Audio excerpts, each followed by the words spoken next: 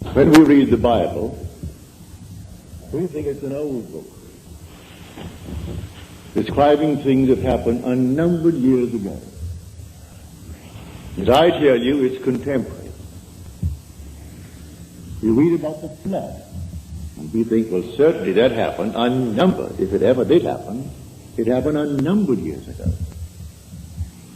Well, this morning, as is my custom, I turned on the channel KFAC, that is a radio station.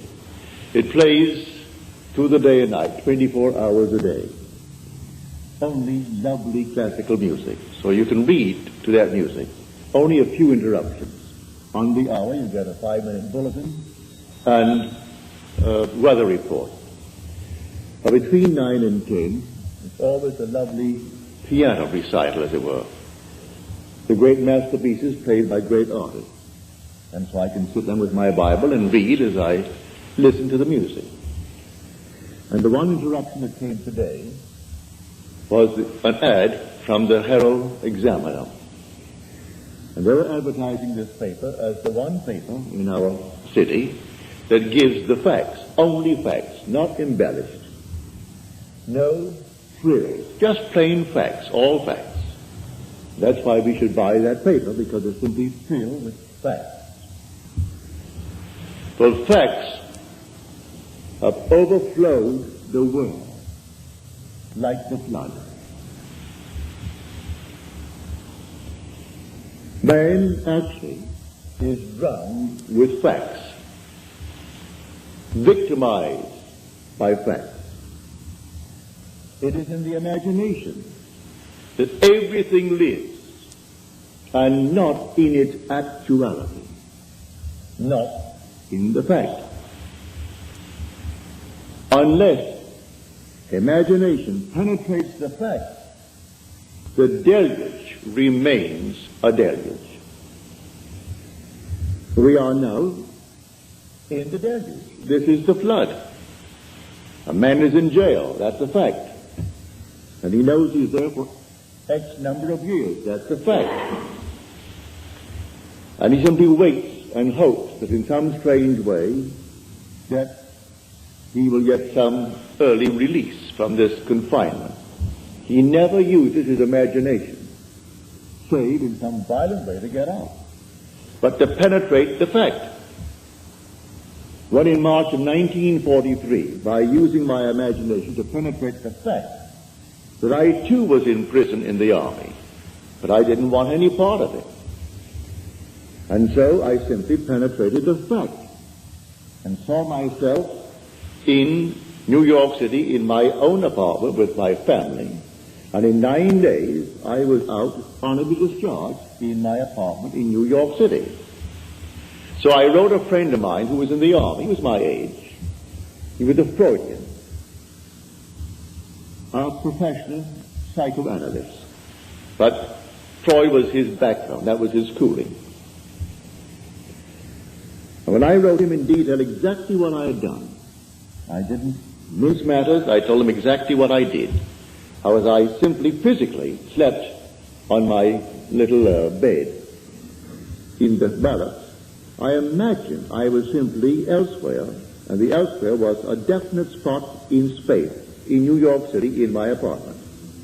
And what I did, I could feel the bed, I could feel the things in my house. I went about feeling all the familiar objects in my apartment, and I gave them all the tones of reality and all sensory vividness to the best of my ability. And I touched everything, and it felt real. Then I went back to sleep, and then I told them exactly what happened to me that morning. And then 9 days later, I was honorably discharged by the same man that had disallowed my application. He didn't answer my letter.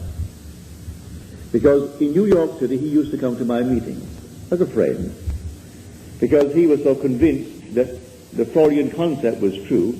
But he said, I come to your meetings for this reason, Neville. We knew each other well.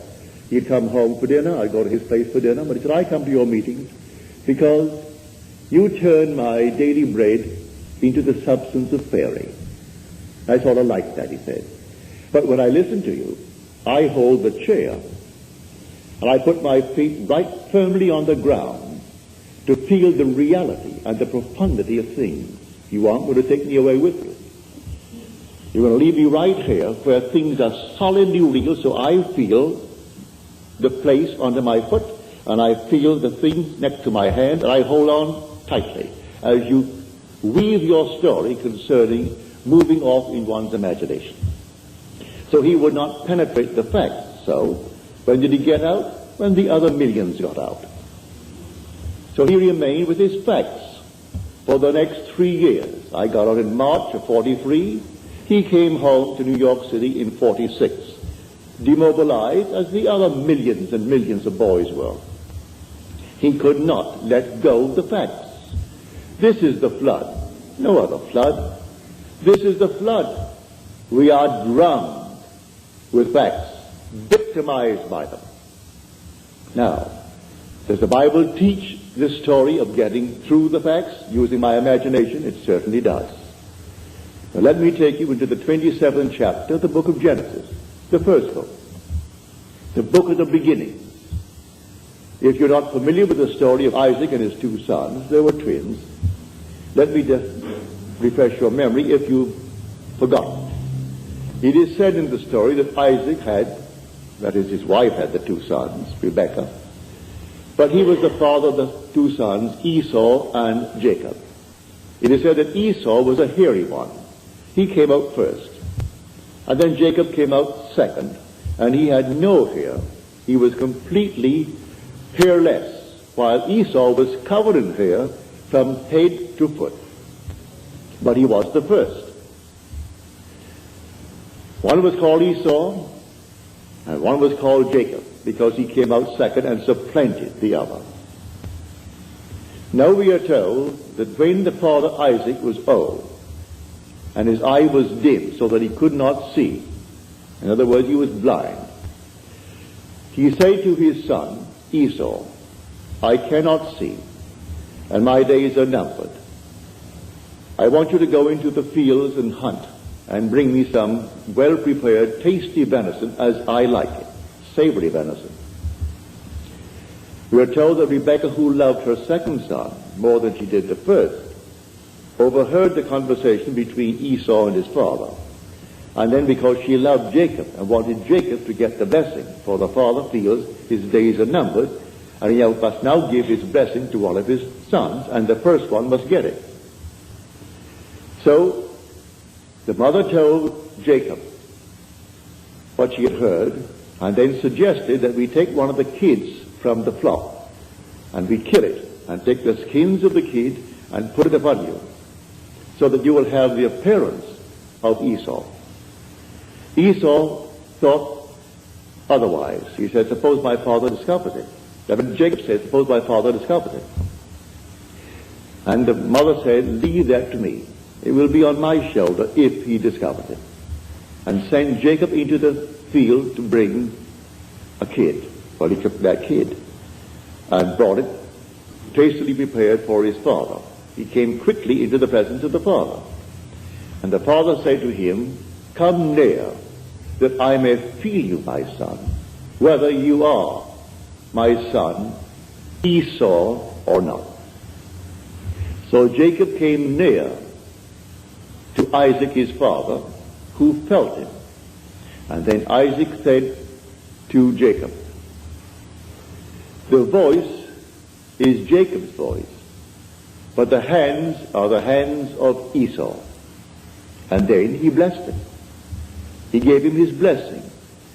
He had no sooner left the presence of his father when Esau comes in now with savory venison. And the father said, well, who was it that came? For I have already eaten. Who came? And then he discovered it was his son Jacob who came with guile and betrayed him. But said the father, I have given him your blessing and I cannot retract it. And blessed he is. All will serve him. Everyone will serve him. Because I gave you the blessing and I cannot take it back. Now on the surface, you will say, now what is the story trying to tell us? Well, in this same book, in an earlier passage, we are told about the ark. build the ark with 3 decks, the lower, the second, and the third deck. Well, you think it's a huge, big building. Well, you use your imagination. You can't conceive of any building that could house all the animals of the world in pairs, and all the so-called good ones will be in 7 pairs, and enough food to feed them for 40 days and 40 nights. Well, you just simply could not conceive of it. Nevertheless, that's the story. But there are 3 decks. The obvious thing is the facts of life. Then there's psychological interpretation of these so-called stories, and then the spiritual consummation of the story. So you have the lower deck, the second deck, and then the third deck. So here is a perfect example of the second deck. This room now is a fact. We're all in the room. It's a fact. But suppose I don't want to be here. Suppose it becomes a prison to me. Can I get out of it if I know to penetrate the fact? If I know that I am the ark, that all things exist in the human imagination, and the human imagination and God are one. They are one, not two. I can, in my imagination, penetrate any wall. I can now, without batting an eye, in the twinkle of an eye, I can stand on the street and see this thing without a man standing before it. No problem whatsoever to assume I'm on the street and looking from the street to this platform. But you may say, well, what would that do? Well, let me do it and feel the reality, feel that solidity of the street under my foot, and see this building from the street rather than looking to the street from here. If I do it and give it solidity, give it reality, I'll be compelled to go there. This is what Scripture teaches. That is my blessing. I can penetrate a fact. And penetrating a fact, I can stand wherever I want to stand in this world. Then the promise is made, wherever the sole of your foot shall stand, that I have given to you. I'm not going to make you a promise and not fulfill it. I've given to you if you can stand upon it.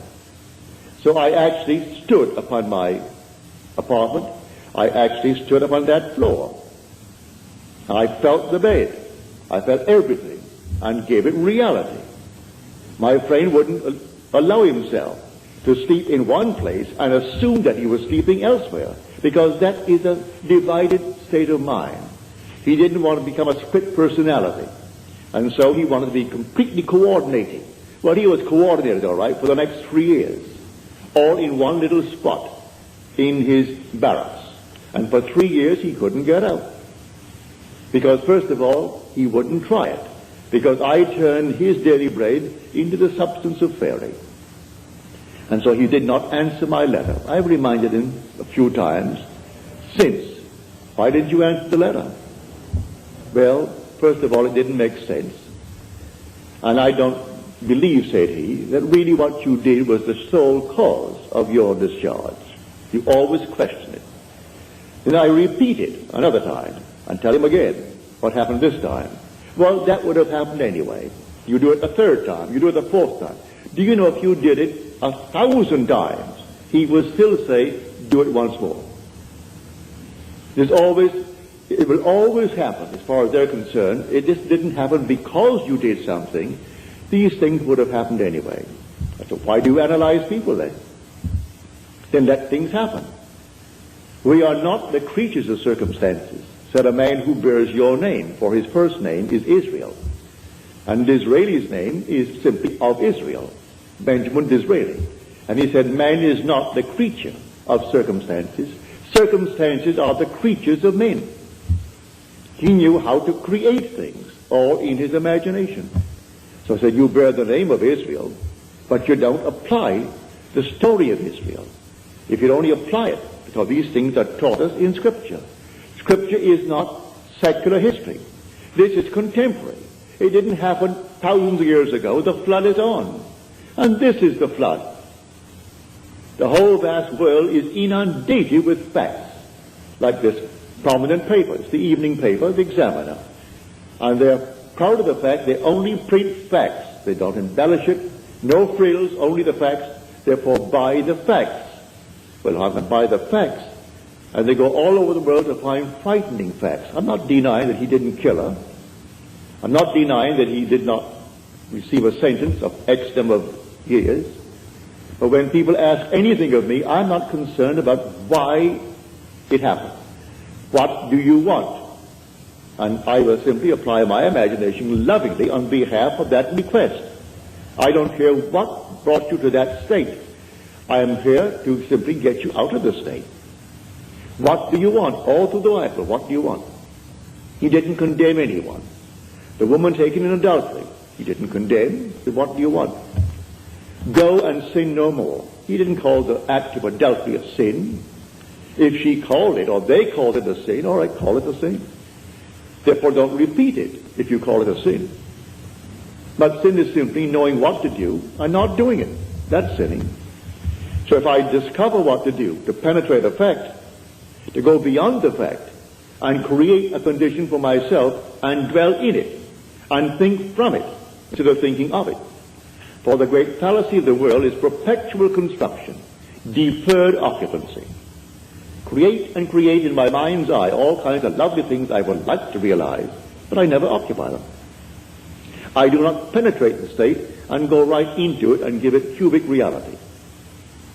But I know, and you know, and it's not difficult to understand why. The sense of touch is something we believe in more profoundly than we do in, say, the sense of sight, or the sense of hearing, or the sense of smell. I stumbled upon this one day in a dream. In my dream, I came upon this huge big pillar, a pile driven into the ocean. And the bridge that it formerly supported was gone now. Only the piles remained. And I knew I was dreaming. And I figured to myself, if I held that pile and I could touch it, and if it seemed to me solidly real, what I'm going to do, I'm going to hold on to that pile. In the dream, I know it's a dream, but I'm going to hold that pile as solidly as I can and compel myself to awake holding the pile. Well, I did. I held the pile with all of my might. And I said, now, Neville, you know you're sleeping. You know that you're dreaming now. Awake. And I awoke in the water. I'm actually holding that pile, and I'm standing up in what formerly I knew to be a dream. It ceased to be a dream. It's real. I'm in a world just as real as this. And here I am holding this enormous pile, and it's in the East Indies, not the West Indies where I was born. It was in the East Indies, a very primitive area. And then some animal came down to the beach, a strange-looking creature. And at that moment, I was panicky. And that moment of a shaking emotion, and I woke on my bed in New York City. But I discovered that secret of feeling. So he said, come close, come near, that I may feel you, my son. He heard the voice. He said, your voice is the voice of Jacob. Come near, let me see really if you are Esau. And he did it by feeling. And so, lying on my bed one night, right here in Beverly Hills, many years ago, it must have been 14 or 15 years ago, I suddenly became aware that I am seeing what I shouldn't see. I am looking into the most marvelous interior of a plush hotel. It seemed that way to me.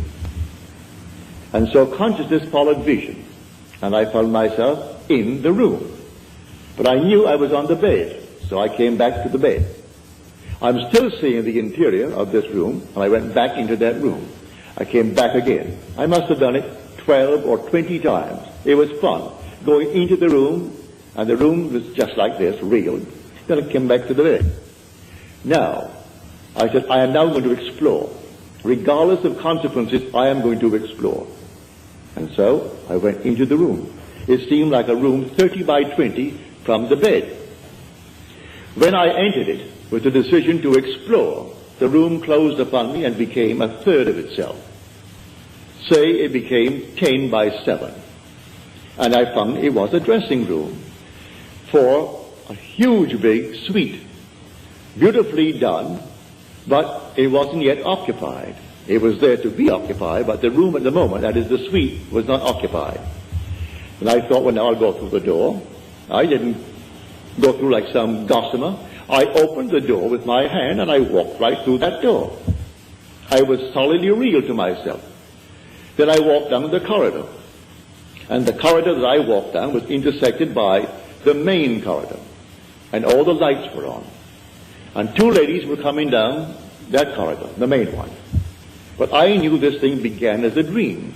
So I knew, well, all ends run true to origins. Therefore, if the origin is the dream, this is the dream. So I say to the ladies, ladies, this is the dream. This whole vast world is a dream. And then they were afraid of me.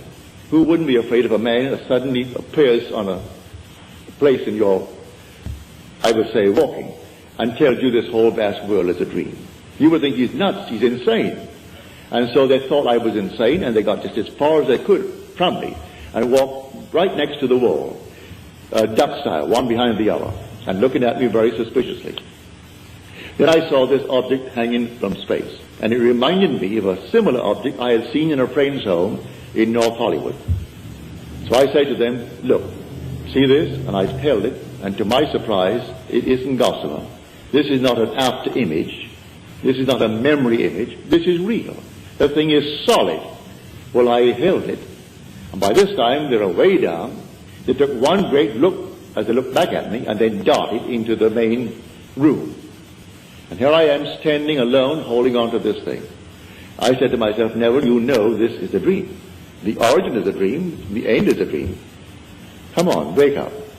I closed my eyes to the obvious, and I held this thing here, and I couldn't. I opened my eyes again. I'm still standing there. But how am I going to get back to my room in Beverly Hills? I didn't know what. There was no place I could go to take me back there. But I remembered, feeling is the secret. I'm holding this here now, and it's real. It's solid.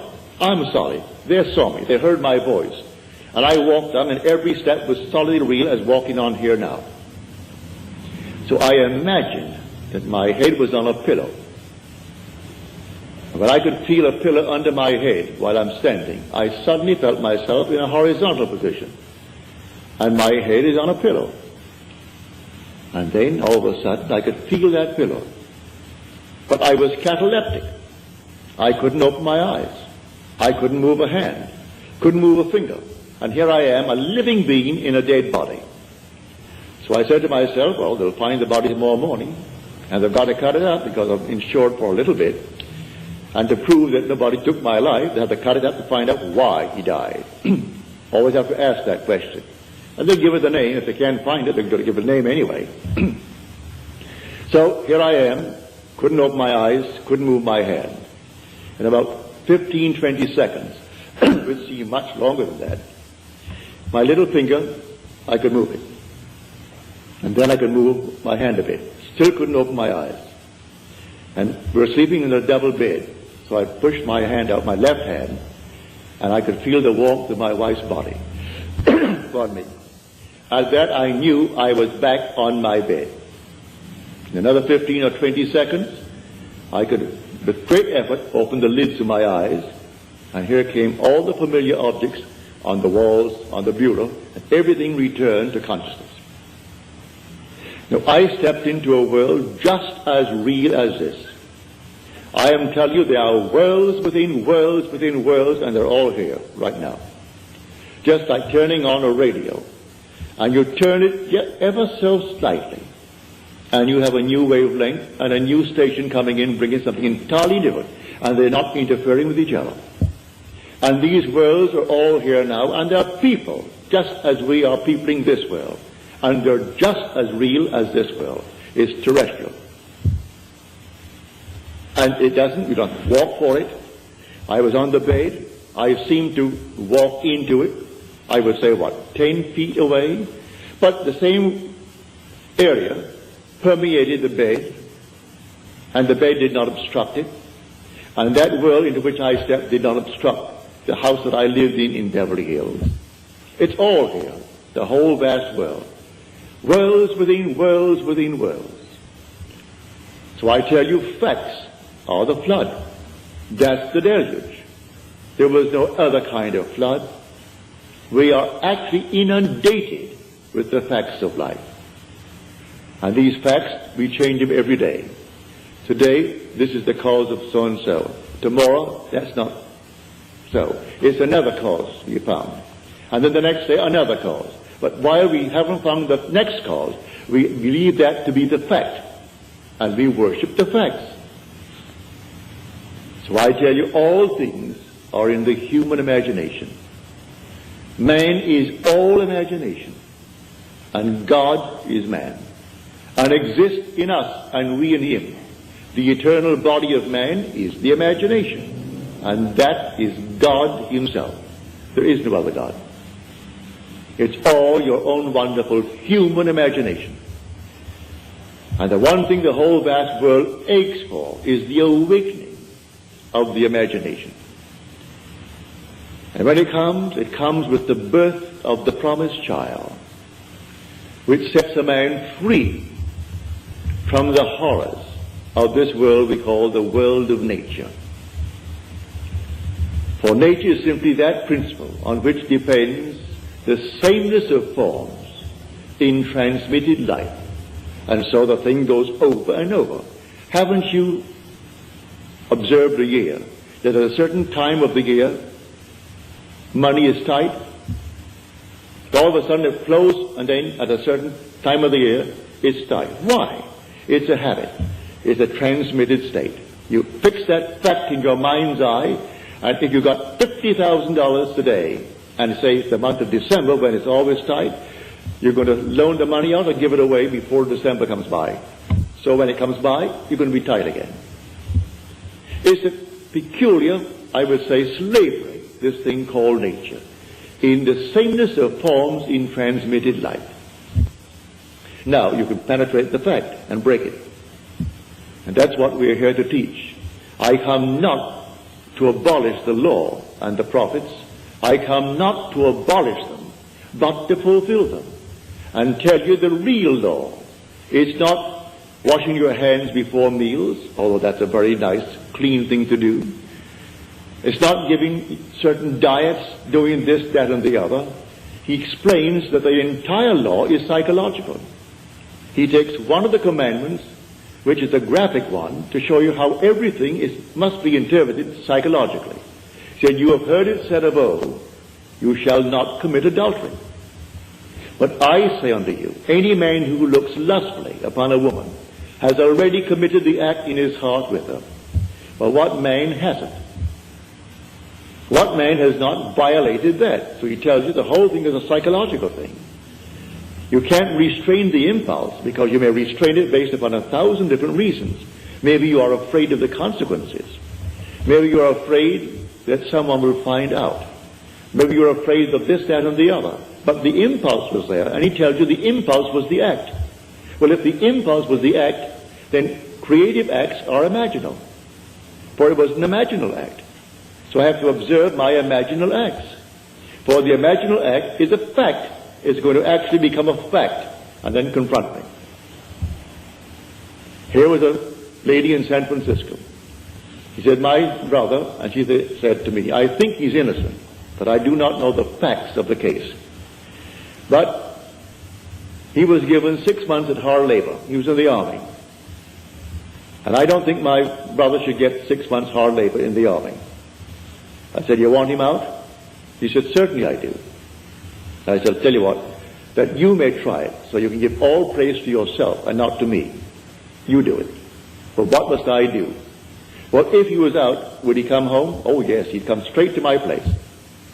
All right. And if he came to your place, what would you do? Well, she said, I would throw my arms around him and kiss him. Feel him. I said, all right, do that.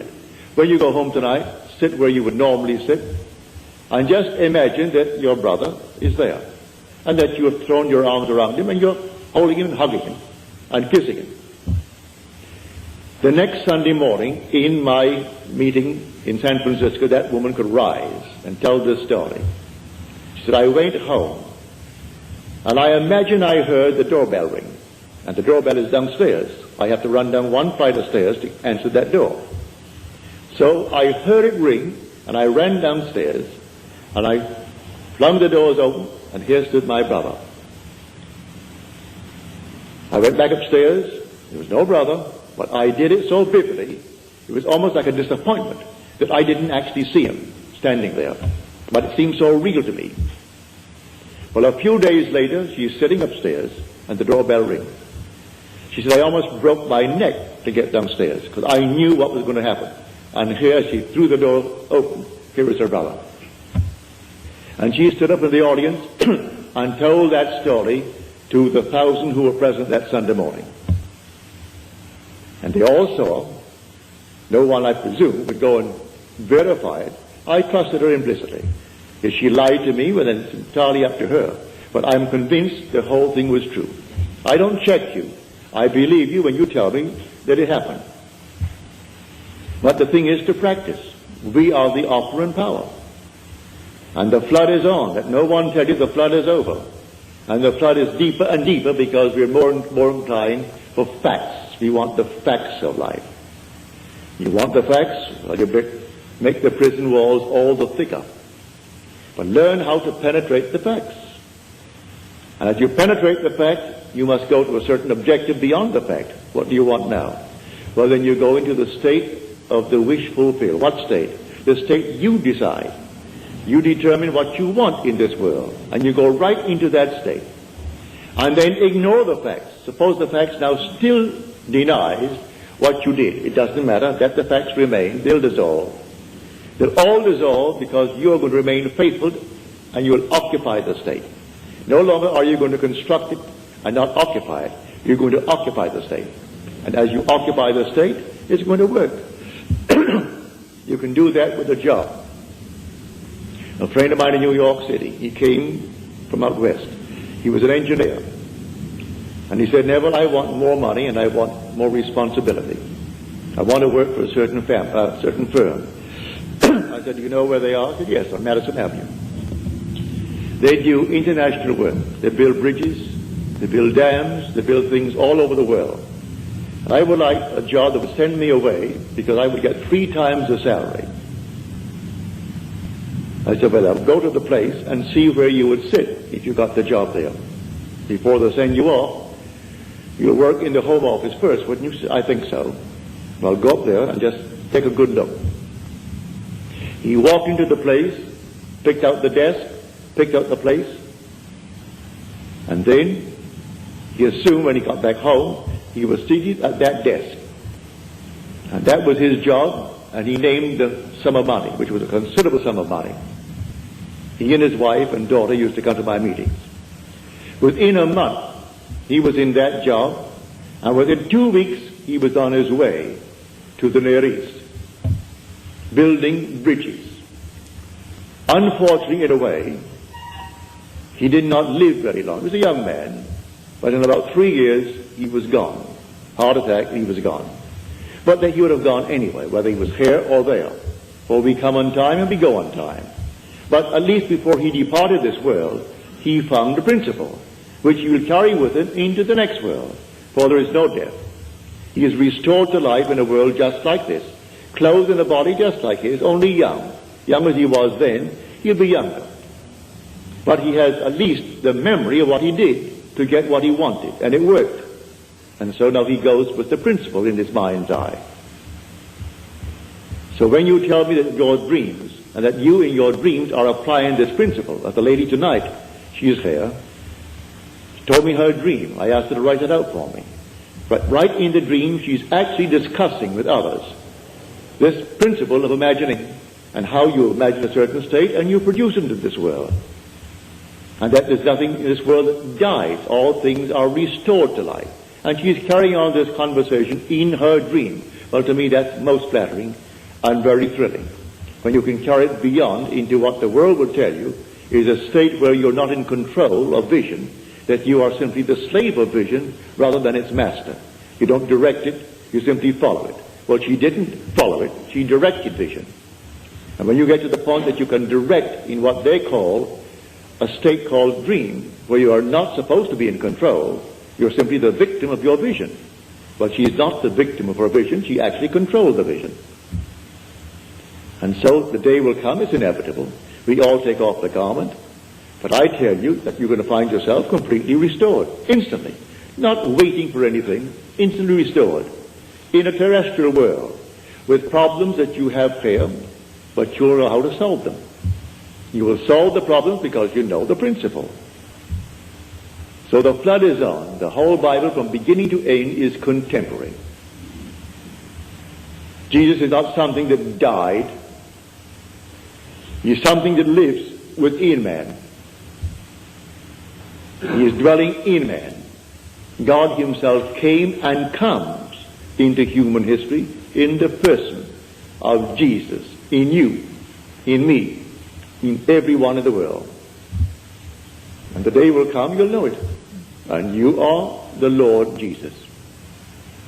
But asleep to what you are.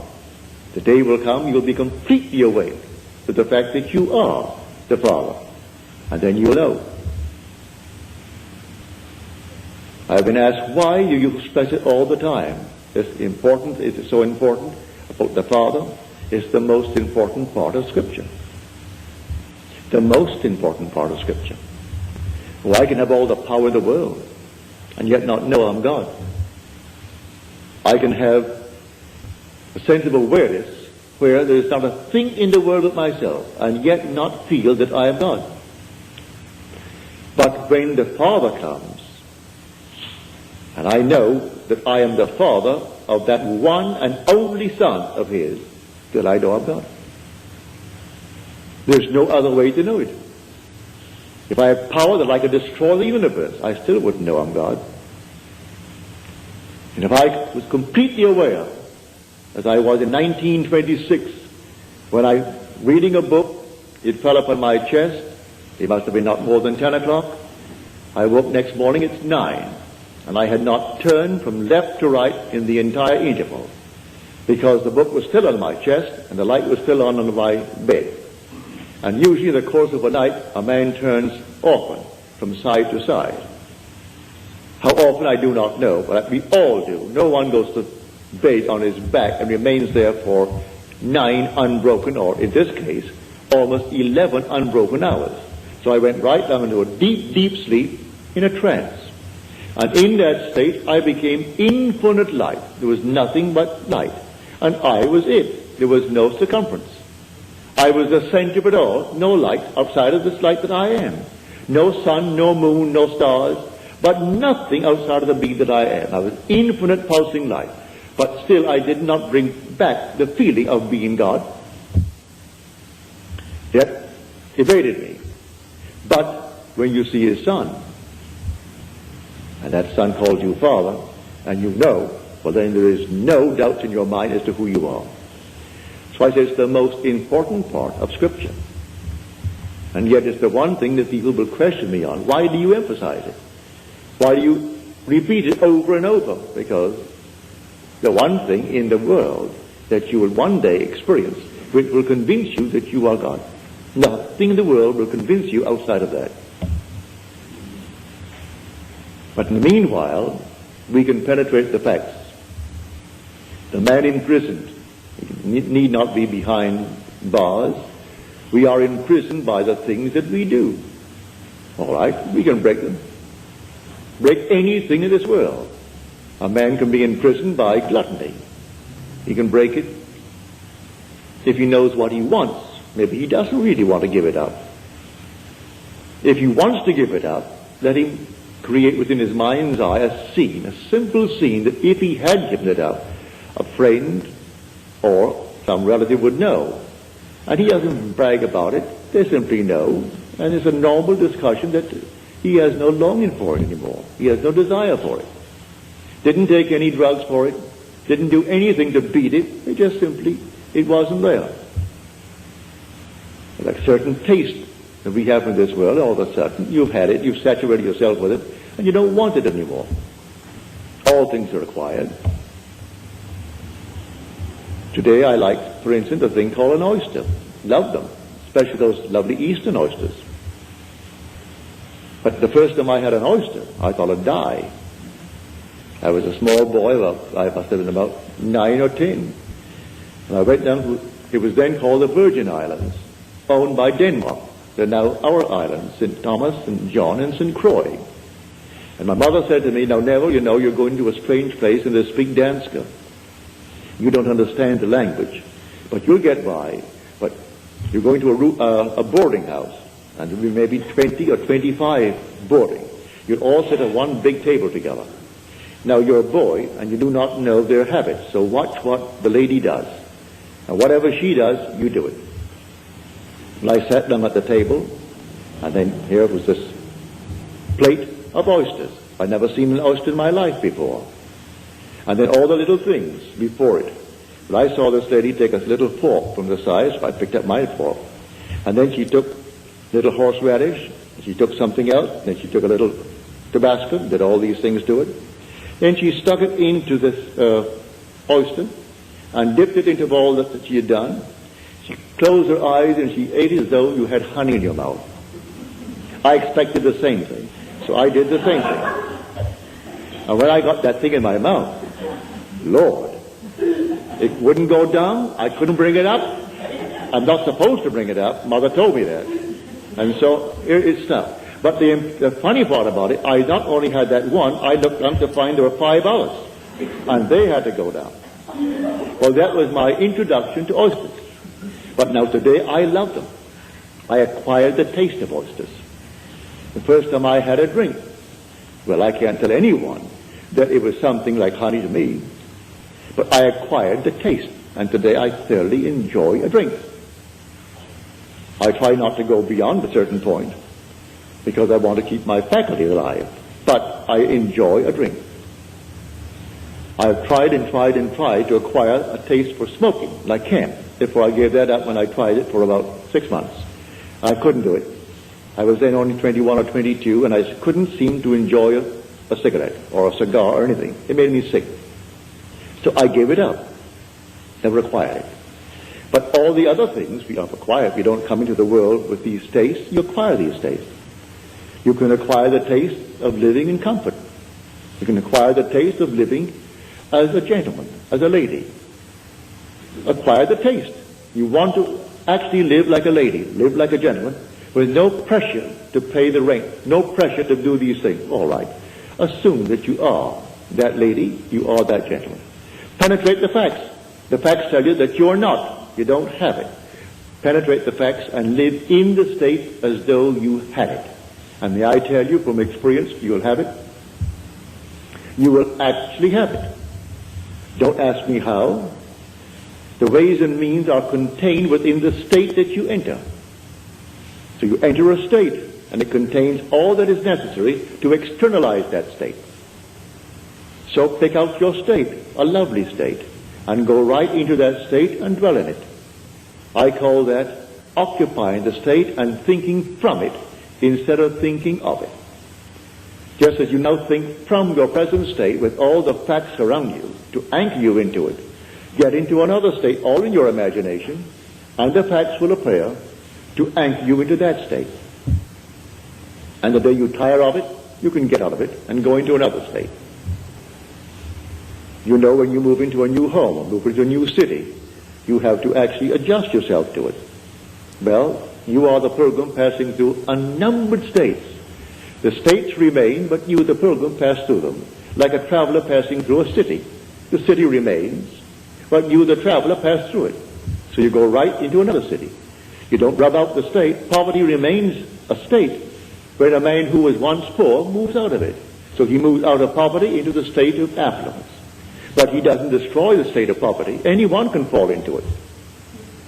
So Blake said, I do not consider the just or the unjust to be in a supreme state, but only to be in these states of sleep, which the soul may fall into in its deadly dreams of good and evil. So it toys with this state, and it finds itself enamored with the state, and it falls into it. He's not supreme because he's wealthy, and the other one is not ignored because he's poor. It's a state. Don't condemn the occupant of the state. The state is the thing, but the occupant is God. For the occupant in a state called poverty, he's saying, I am, before there's a poor. He doesn't say I am poor, meaning he's different. as far as I am goes, from the one who says I am rich, the same I amness that occupies the state of poverty is occupying the state of wealth. And so you can go into any state, and being in the state is God. And you wear these states as you wear clothes. But you must be consistent and actually believe it.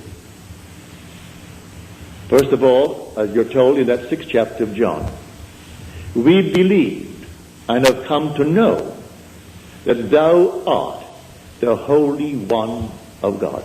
First, faith that ventures on a possibility. And then something more sure than faith, something steadier than faith, personal experience. You venture. That's faith. I will actually believe you now.